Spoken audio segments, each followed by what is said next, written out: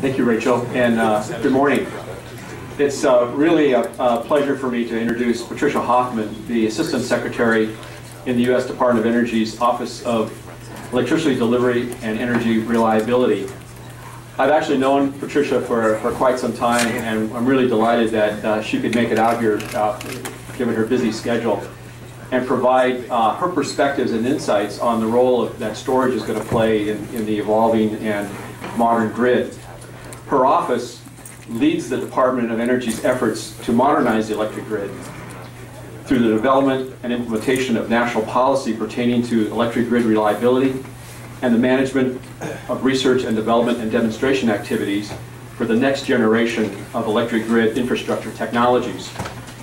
She's responsible for developing and implementing a long-term research strategy for modernizing and improving the resiliency of the electric grid. And she directs research on visualization and controls, energy storage and power electronics, high-temperature superconductivity, renewables, and distributed energy systems integration. Before joining the Office of Electricity Delivery, she was Program Director for the Federal Energy Management Program, which implemented energy efficiency measures throughout the federal sector. And she was also Program Manager of the Distributed Energy Program that developed such things as advanced natural gas power generation and combining power systems. She holds a Bachelor of Science degree and a Master of Science degree in Ceramic and Engineering from Penn State University. Please join me in welcoming Pat Hoffman.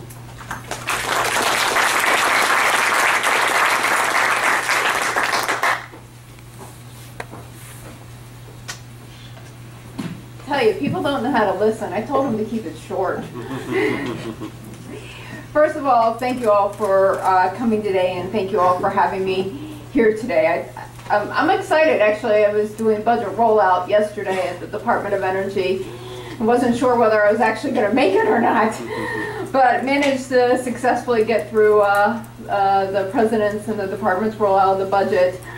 And we also had, earlier this week, the nomination hearing of Dr. Moniz, who was nominated for the Secretary of the Department of Energy. And so spent some activities and some time kind of just doing some generic introductions to the program of what's going on. And we'll talk about that a little bit, because there was one thing that was brought up in his nomination hearing that I think you all should be very tuned into, for some that don't know the mention of energy storage at his nomination hearing. First of all, I'd like to thank Microsoft and Joint Venture for having this meeting. I hope that I can tie together some of the system aspects and what we're doing on the system. I'll probably start out by broadening my discussion a little bit, talking about what our goals and objectives are, and then fine-tune it down to energy storage and how we should look at the strategy for energy storage, continuing to try and pull this complex, dynamic conversation together in pieces and see what we can focus on and move forward with. So first of all, the Department of Energy and my organization is looking at grid modernization. And when I look at that, I'm really looking at the flexibility of the grid to adapt to clean energy, resiliency in the electric grid, and the reliability of the electric grid. Through the Recovery Act, we have had $4.5 billion to invest in the electric infrastructure. We did numerous pilot projects, demonstration projects in the area of energy storage. We looked at demonstrating synchrophasers on the transmission system, smart meters, advanced distribution technologies. What we were really going after, which ties to some of the information, but creating an information revolution in the electric sector. As we continue, in the prior panel, talked about the analysis that needs to be done. It was really trying to unlock that data, to get greater clarity on the data of what's happening on the system, so that we could further develop the analysis and actually get to some of those decisions that need to be made from a regulatory point of view. I mean, the one thing that I'm appreciative of is the partnership with the states in doing pilot projects. And we need to continue to do some of those pilot projects to continue to get the data that we require and the information to move forward. The other part of our organization looks at R&D activities. And why is that important? Because cost was brought up, and we'll talk about this in a little bit in the future. But one of the roles of the Department of Energy is to help reduce the cost of some of these systems, whether you're talking solar, wind, storage. What we want to do is help get these technologies to be cost competitive. And so we want to drive some of that. So, in getting started, where are we heading? As we look at the future of the electric infrastructure, right now we have one-way flow. We want to really make the system more flexible on how it manages flow across the system. And what we want to do is be able to utilize the transmission and distribution system better. Part of that is around controlling power flow. Energy storage is the other component to that. So those are the two, I would say, options of really creating a revolution in the operation of the transmission and distribution structure as we have it today. The second thing is we know we need to have flexibility. It was mentioned this morning. It'll be mentioned in the future, whether you're talking electric vehicles, solar systems, solar panels, PV systems, wind systems, offshore development. The grid is going to be more dynamic, both on the generation side and on the demand side. So as you look at demand response technologies, we are going to have to be dynamic in how we operate the grid. Well, in order to do so, we need the information systems, we need the capabilities out there to manage the grid like we haven't managed it before. And I think it's really exciting, and I compliment Karen for some of her comments. And where I'm going after is from an engineering point of view of the grid. And that is, what is the operational needs? Tell me the system that you have. Take a hard look at your system, because you know it's different from in Southern's region in the southeast of the United States versus PJM's region versus Cal-ISO. There are different system requirements and different attributes that are evolving on the grid. So we need to be able to do very specific regional analysis and look at where the future policies are heading and figure out how can we build the grid to support that, to drive the flexibility that's required. The other thing is we're in a period of investment. It's coming. You're seeing signs of it. New Jersey's looking at investment in their distribution system, and I guess I should say a lot of it is the advancement in the distribution system, that we need to evolve the distribution system. So there is a great opportunity here, and take a hard look at the distribution system and that interface with the transmission system at the substation level, and say, how can we incorporate the greatest extent flexibility as possible? And that means energy storage, it means demand response, it means the use of natural gas technologies. But how do we make it synergistic? So when I look at this, I'm all about how do we optimize the system.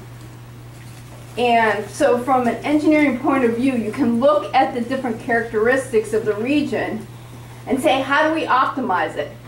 How do we look at the synergistic balance between natural gas technologies, energy storage, and renewable technologies, and say, and let's look at those capabilities.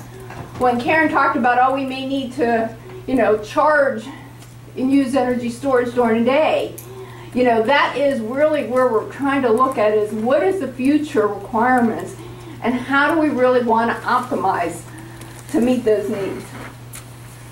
I guess the other thing that I will push into some of your thoughts and thinking, whether you're talking, and I'll back up from the joint ventures point of view, from a state sustainability, is how are we going to build resiliency in the system? For those of you that aren't from the East Coast and didn't get hit with Irene and Sandy, there is a huge thrust on the East Coast in saying, how do we build resiliency at the distribution level? Resiliency is very hard. Like I know we're struggling with capturing the value and benefit of energy storage. Trust me, and I got to figure out how to capture the value and the benefit of resiliency as we look at how do we build robustness in the system, how do we build capacity so that we actually have some resiliency in the system. And so that's one of the things that we're doing as we're moving forward. So where I want to go, just briefly, and because there was so much discussion this morning on some of the market applications, I'm probably going to flip through some of the regional market slides very quickly, but spend a little bit of time on where we see some of the challenges and opportunities with energy storage, but really go through, maybe it's a roadmap, maybe it's a framework for discussion.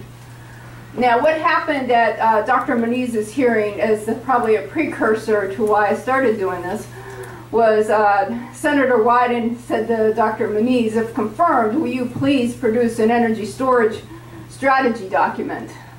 And he said, I've been asking for this for the past 3.5 years. Well, we've done a lot of storage documents, but what it comes down to it is, how do we get storage over that line? I think what we're missing is, what does it require? What do we require to get energy storage to that next level? So let me put it in several kind of points, and then I'll go through the points in my presentation. What is the delta from a cost point of view? What do we need to get energy storage down to? What is the price pinch point? What is the gap there? And so what do we need to do, and what is some aggressive programs to get us there? Now, does that mean we need an incentive program, et cetera, or future more R&D in certain areas for cost reduction, system performance, et cetera, demonstration projects, et cetera? What do we need to get that cost down to where it's closer? What are some of the, the market gaps and the policy gaps? And I think a lot of that was discussed in the earlier panel, so I'll leave those discussions more to the experts in the earlier panel. I just wanted to tease it as I put the whole perspective together. And then I know that Chairman Wellenhoff brought up standards, but I think really it goes back to, are we all looking at the benefits and doing some of those calculations in similar manners, and looking at what is the performance of the energy storage systems, and so we can document the value. And so that as people look at including energy storage, how can we make sure that we're on the same page?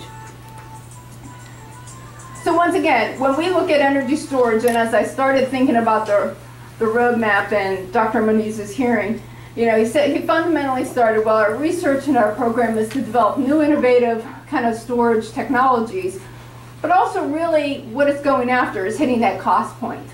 So what can we develop that's innovative? What can we do to help drive the cost down?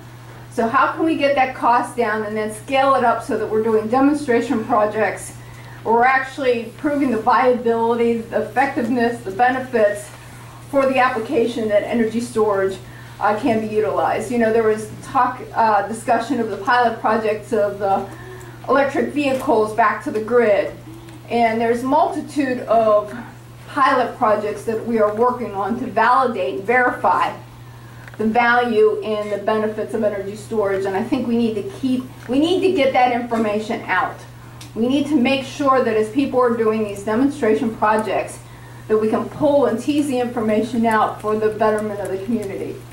So as we do that, then it really goes into what types of incentives, how far are we off in either the cost side of things or trying to do market incentives, loan guarantees, other kind of, what I'll say, widespread adoption type, incentive type programs to get in storage where it needs to go. So it was talked about earlier, what do we compare storage to? And these were some of the charts there's numerous charts out there. But I think we need to continue to look at where is the cost for energy storage technologies. What is it competing against from a regulation point of view? You're talking gas turbines, you're talking demand response. So what is it competing against, but where are we and where's the gap that we need to cover? Where's the future cost for energy storage? I know that was mentioned in some of the discussions. Where are we heading? So we've been looking at where are some of the opportunities to get that price down, to get the cost down, and where are some of the promising applications as we continue to grow and advance energy storage. So when we do our R&D program across the Department of Energy, we really take, I want to say, a system viewpoint, but a holistic viewpoint of the development of the technologies, all the way from some of the component development and bringing in RBE, the office assignments, our activity under Dr. Zhuk, which I think most of you know, and really trying to pull together and bringing the cost down but improve the performance of the technologies. I have several of these slides where it goes through some of the technology development. I'm not going to spend a lot of time on that. I know that you all will get a PDF of the PowerPoint presentation. So I just ask you to think about that as we continue to look at the roadmap and moving forward. So this one is also on the Ultra battery and some of the performance with the advanced carbon lead battery and some of the components that we pulled together and bringing that from conceptual design to actually demonstration and manufacturing. This is course regulation and frequency. Wanted to point out there that it is really an integrated effort within the Department of Energy. You'll see some small business innovation activities, you'll see some RBE activities. We spend a lot of time and care and diligence in saying how can we leverage even the loan guarantee, the different resources that the department has in getting a technology through the development phase to the demonstration phase. I'm not going to go through this one because this one actually just continues to talk about some of the partnerships with the other one, and I want to get into some more of the system viewpoints. I just wanted to do a shout out to the FERC Commissioner because I think some of the activities in the market side with respect to the regulation and the FERC order is really starting to say how can we push the market attributes or the market opportunities to the next level. So I wanted to recognize that. So now as we get into some of the demonstration projects, what we're starting to do is figure out what are some of the synergistic operations, I should say, at the generation as you talk about renewable technologies. And I think it comes down to the debate that we're having is where is energy storage best valued? Is it closer to the wind generation and paired up with the wind generation, or is it better valued as a system asset? Maybe not necessarily at the plant, but somewhere on the system where it can provide multiple services. The only way we're really going to do that is really to assign somebody to look at the operational parameters and say, what does the system require? Going back to what Karen said earlier, what are the operational requirements? And it's really very much an analysis that has to occur in each of the regions with each of the technologies to really figure out that optimization as we move forward. Once again, it was mentioned earlier, I'm not going to spend a lot of time on this, but it varies by location. So those locational analysis is really critical in moving forward and how we actually can get the value out of energy storage that is needed. So one of the things we also, I had pushed the question and I said, well, how much energy storage is required? And then the question came back, well, what do you need it for? And so the system operators, we asked the labs to say, okay, pick an application and let's try to figure out what are the boundary conditions. So for example, how much storage, really, if you really want to optimize performance on the system, you may need so much demand response on your system. You may need so much natural gas-fired generation. You may need X amount of energy storage. And so we asked the labs and other entities to start playing with some of those discussions as we talk about an optimization of the portfolio and what would be some of those requirements. So this was the study, and I believe the next page actually has the web link to the study, looking at some inter-hour balancing requirements and how much energy storage would be useful with a 20% RPS standard in the WEC region. So microgrids. And I noticed Chris Monet is here somewhere, and from LBL. And one of the things that we're doing with microgrids is, once again, an optimization discussion at the distribution level. But what we want to do is figure out how do we look at the synergistic technologies, but really say, can we optimize the operations and performance of the electric grid? And that's where we're going to end up going, I think, at the distribution level. And really saying, because you're going to have a lot of customer on-site PV systems, and we're going to have to figure out how we can optimize. Otherwise, you know, the fear is we could end up as a couple of the European communities have with, you know, reserve capacity equal to the amount of renewables that are out there. I think we can do better from an economic and from a performance basis. So we really have to continue to do some of these optimizations, but how would you operate from a reliability point of view, from a resiliency point of view, a microgrid that can provide as much flexibility as possible. So we've done several microgrid type projects. I know Hawaii's done a big renewable integration project. I know somebody's here from Hawaii. There you are. Terry's here. What we're trying to do as we do microgrids, and we're actually doing the projects also with the Department of Defense, is look at, as you have an RPS, how would you size the system to really optimize some performance characteristics, but actually look at different technologies. I think diversity is very important. I was very pleased in some of the conversations to really talk about the diversity. Even when you're talking about renewable technologies, we do need an all of the above. We need some, you know, base load type renewable technologies in addition to the wind and the solar. So how do you look at those portfolio balancing? So we have several projects that we're looking at as we funded through the Recovery Act. Definitely driving at how do you optimize and design the system, whether you're talking at a distribution. There's a couple projects as well that have been outside the Department of Energy that are really taking, even at university campuses, but saying how do we look at critical loads like lab space, making sure that's up, especially when a hurricane or a snowstorm comes through.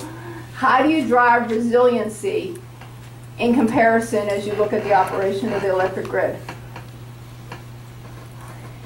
I think there is some, I'd like to say that there is great evolvement, maturation in the industry as itself, as solar manufacturers, PV manufacturers are looking at how energy storage plays a role. The utilities are getting excited. I would encourage and I would like to see more demonstration projects at the utility level so that we can continue to look at some of those performance characteristics, long-term durability, thermal management, electrical management. We need to make sure that we can actually do the performance characteristics and get that information out. I put this up, but I think most people will tell you that the market and the potential is great for energy storage. But it's now how do we continue to develop that roadmap to get us there? And so that's one of the things that we want to try and do. What we're looking at is probably two things. The development of a quadrennial energy review, which is looking at the different technologies and the energy strategies. Several states have their own energy plans, but how do we pull that together from a stationary point of view? And the department will also look at it from a transportation point of view. Chairman Wellenhoff brought up electric vehicles, but it's also fixed-use vehicles where there is a great opportunity for those slightly bit larger capacity storage systems for electric vehicles, some of your delivery vehicles, some of your mail trucks, etc., school buses. You know, very much a good opportunity for fixed-use vehicles to also provide support to the electric grid. So there is a huge opportunity out there. Now it's how do we work the markets, how do we actually continue to do some sound engineering as we look at optimization of the system. What we ultimately want to do is get to sustainability, and I think that was feeding it back to the beginning of the conference of why we're all here. Because there is a huge opportunity right now as we reinvest in our distribution system to take a hard look at what do we want to build and how do we want to build it. And it means we have to ask some tough questions at the PUC level, but also at the policy level of what are the objectives that we want to achieve. And the objectives focus on, once again, clean energy, resiliency, especially since I respond to a lot of hurricanes, and reliability of the system. So as we move forward, the more we define what we want to achieve, then I think we can build a system to help meet the future needs and also to keep the price of electricity down. So thank you, and I left some time for questions, so I hope I can help answer some questions.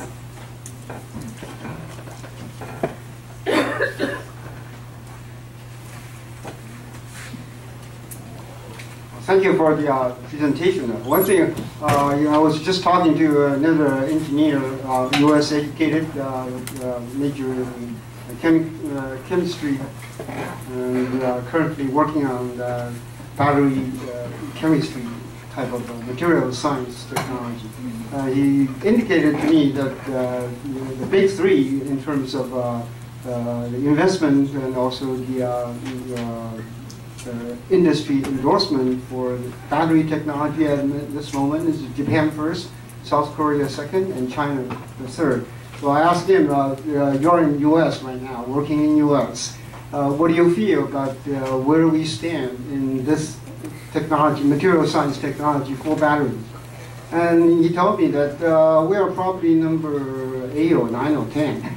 So what is our vision as a nation with respect to this critical technology? Because we all know, everybody is working on the smart grid, and everybody wants the smart grid to be very resilient, very ubiquitous. But from technology point of view, especially fundamental like material science technology for battery, we're so behind. I think there's a lot of opportunity in the materials field, whether you talk about batteries or you talk about composites for the T&D system, composite conductors. But let me go back. We're going to have to get enough momentum behind some of the critical things that we need to work on in the United States. And with the Recovery Act, we were actually able to focus the department's effort and say, one of the greatest opportunities, and I mentioned 3 areas of opportunities on the electric grid, was information technologies. And in order to get some of the advancements with the market introduction of energy storage, looking at restoration and outage management, we needed to step up the availability of information, the analytics on the electric grid for information technology. So that became a very ripe opportunity to say, look, we're going to actually try to move the U.S. ahead of the game with the operations of the electric grid and driving some of the synchrophaser efforts and looking at the transmission system, not only from a forensics point of view, but to a predictive point of view where we can do better analysis on contingencies. So I spent a whole effort focusing on information technologies. As part of the Recovery Act, at the time, we knew we needed to get some demonstration projects out there on energy storage. We wanted to say, okay, we got to get energy storage a little bit over the hump with respect to prove the value and help with that benefits analysis.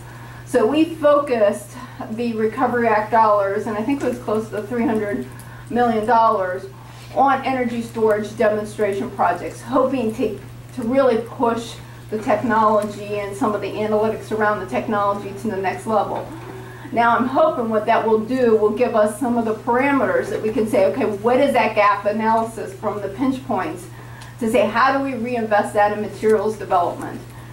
I'd like to say we could do more in this area, and we should do more in this area from materials. There's a lot of innovation. I know I was talking to a couple people on chemistries from flow batteries. I think there is a lot of opportunity. The RPE program is also looking at some advanced chemistry, so hopefully we can get some other funding lines and some other opportunities in that area. So without necessarily being stuck on where costs are projected to be right now, what is the target, the moving target for storage pricing per kilowatt hour and also performance characteristics in terms of kilowatt delivery over the next several years in order to unleash the market forces for renewable energy and in order to unleash the potential of the smart grid? What would the target be, just in terms of that's what we really need to do if we can do it? Well, I was going to say I'll turn that over to you all to help me define, but in general, I think what you're hearing is the comparison of energy storage to fast ramping gas turbines, and so that becomes the comparison for certain applications, whether you're talking ramping services and some AGCs, because gas turbines can only follow this AGC signal so far, and then energy storage provides an additional value. But right now energy storage is being compared to basically the application of gas turbines for that type of service. In other areas, you know, from a capital cost, you know, LCC, I put some numbers up there, but where do we need to be? I'm not sure if I can give you, you know, the exact number of where the technology should go. But I can tell you. Your gut feel? I'll let the experts give their gut feel. Hi, Christine Herzog. I'm the Managing Director of the Smart Grid Library, and my question is focused on finance. In terms of the master limited partnerships, as they're currently structured, they're only really available for fossil fuels. And of course, Chris Coons is trying to change that with the MLP Parity Act.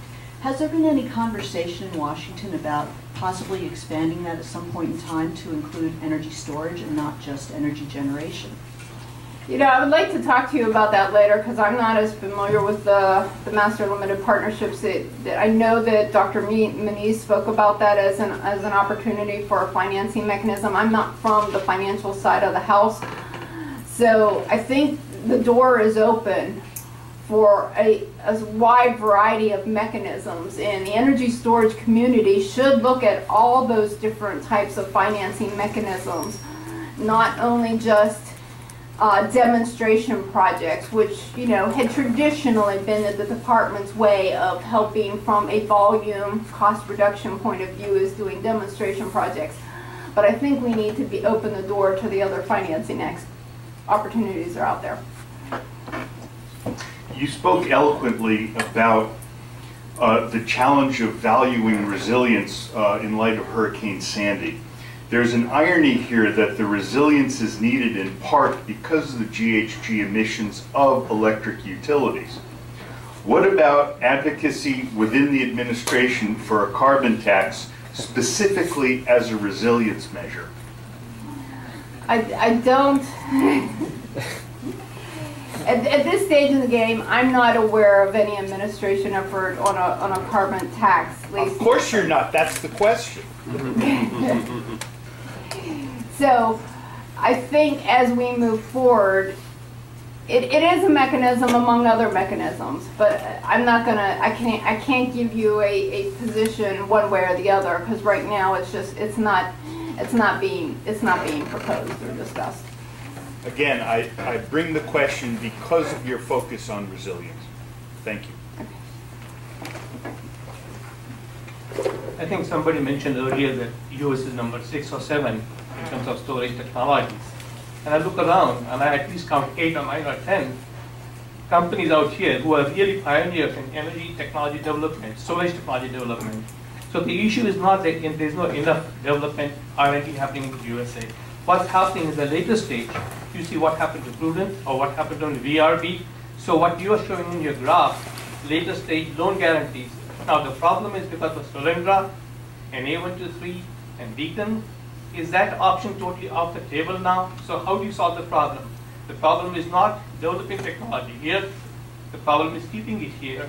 And some of the mechanisms which were there seems to be disappearing. So what's the solution? You're very insightful on that, because that is, I think, where some of the challenges are, is that we have at least a strong effort that's pulled together the developers and looking at cost reduction and looking at technology development. But it's how do you get it out there? Now, each of those efforts that you mentioned had, particularities among each of them, that surrounds the conversation. But I think it goes down to how do you align the policies and the markets so that the development, manufacturing, and demonstration of energy storage can keep par with the needs? And so how do we continue to grow the market opportunity? And I think that's what, you know, the chairman and the PUC commissioners are trying to do. But we have to be very careful that we continue to develop the technology and manufacture the technology in parallel to what the demand is requiring. And so we got to make sure that we pace that in very close synchronization.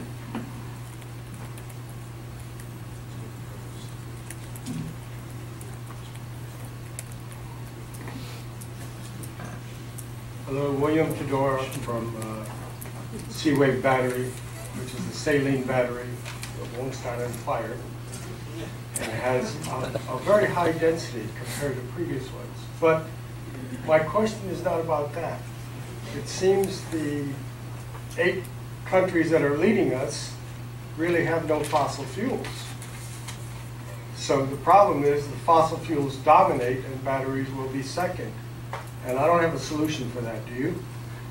I don't, well, I think I spent 3/4 of my talk talking about how do we optimize the portfolio and look at the balance between, you know, utilizing different generation technologies. For us, that solution set is going to come in that optimization. Although we have natural gas, we don't have it everywhere. And if you look at, and I have a diversity of generation, it's an EEI chart that looks at different generation mixes across the United States, from coal to renewables, and how the portfolio changes depending on the region of the country you're in. And I think as we continue to look at policies, as we look at a quadrennial energy review of where do we want to head for a clean energy future, you're going to see some shifting. And the interesting thing that we're trying to look at is, can you build the infrastructure, i.e. transmission lines, and natural gas infrastructure, i.e. pipelines, to keep pace with the system requirements? And I think that was teased out a little bit in the earlier conversation, is that we might have a timing issue here on seeing what we can build and how fast can we build it. And there are limitations to how fast some of the technologies, i.e. robustness, building transmission, or natural gas infrastructure can be built.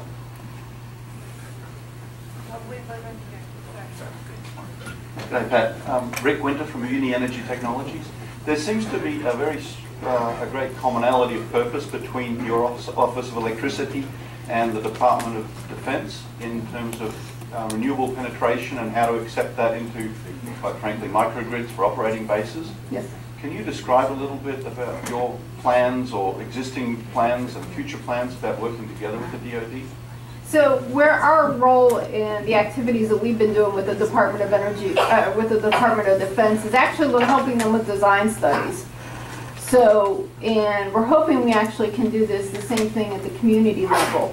But really taking a look at their demand and their demand profile, their RPS requirements, their basically very locational resources that are available, and saying, okay, what is your performance targets or your goals with respect to reliability, availability, and saying how one would design a distribution system that provides some robustness, but I would say more of a diversity of technology, so that they can look at, well, if this technology is out, how do we look at demand response or use of renewables or use of natural gas to optimize their portfolio.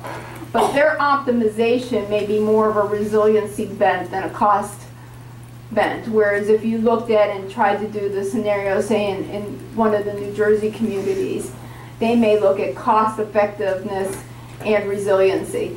So what we're doing is doing some optimization studies and trying to define what is an optimal performance of their distribution system and how can they utilize and size their renewable technologies, because we can go for the largest size that's available, but if their demand profile is of such, that might need a battery system that just blows it out of the park. So what we're trying to do is say, all right, let's really look at an optimization, and from a resiliency point of view, how do you pull together the synergies between natural gas and renewables?